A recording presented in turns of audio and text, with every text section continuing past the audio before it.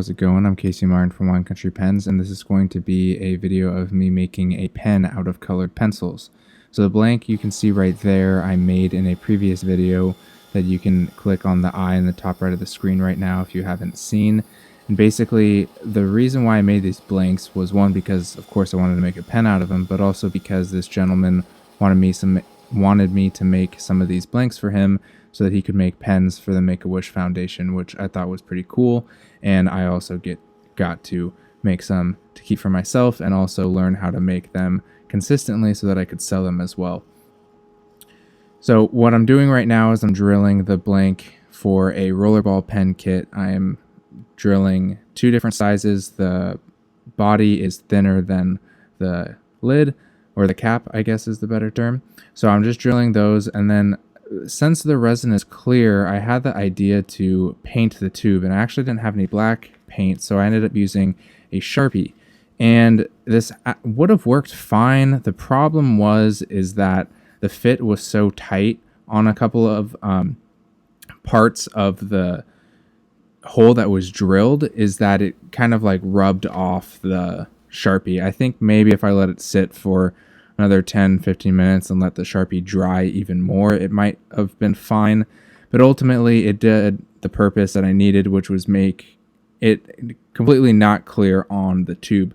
At the very end, you guys will be able to see it almost looks like a grayish color, which works better for me than just the brass. I just wanted to have a little bit of a color as a backdrop to make these colored pencils pop even more.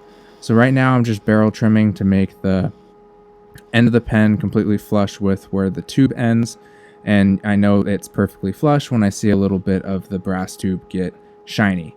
And so I'm just doing that for both pieces, and then after that I will pop it on the lathe and I'll play some music for you guys to enjoy on the lathe, and I'll come back when it gets closer to the finishing and the pen being done.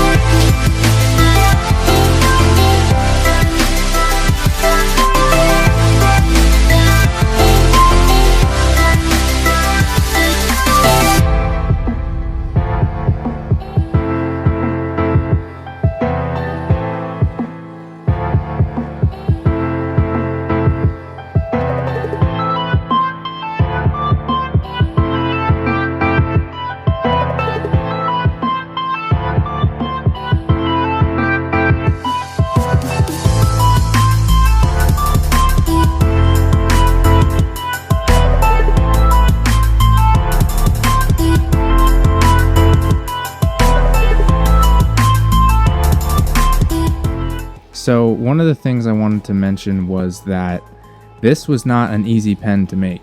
It was actually one of the more difficult pens I've had to make, and that was because the wood of the colored pencils isn't necessarily a bad wood, but it gets kind of stringy, for lack of a better word. There's like pieces that flare off, and so I stopped a few times to apply a thin CA glue to kind of hold it together. So that was one problem. And then the other problem that only happened a couple times and was an easy fix with CA glue as well was that the slanted pieces of pen that weren't straight on were having pieces of the colored lead come out of it.